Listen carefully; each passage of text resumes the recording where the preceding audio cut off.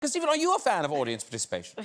Definitely not. No, well, I'm too big. I just get in the way. But I've ended up... is this audience participation? I went to see Bruce Springsteen once. Ooh, wow. And I'm a big Bruce Springsteen fan, and I love the guy. And it was a big stadium show, and it was sort of 20,000 people. And I managed to get down in the front. And I didn't realise, but he falls back into the crowd during the show, during Hungry Heart, and the fans kind of carry him on their hands back to the stage. Oh.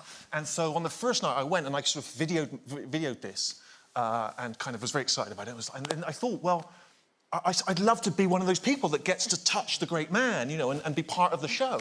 And so I went back the following night. I got another ticket, and I was so determined because it's like I knew where he was going to be, at what time, what he was going to be wearing. I thought, I'm going to touch this 70-year-old man. I was like a stalker in an old people's home. Do you know what I mean? It's like, come on.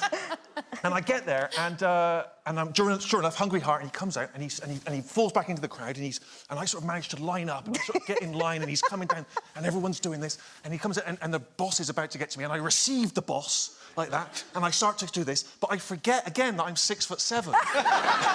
And so Bruce Springsteen starts to go upwards like that.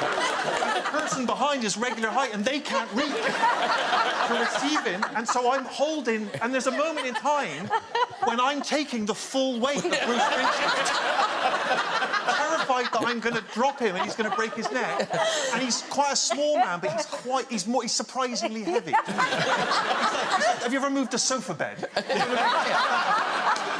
And I'm holding him like this, and I'm just thinking, what would my dad do? And my dad would always say, bend at the knees. So I start sort of bending down, trying not to... And he's still going, Hungry Heart.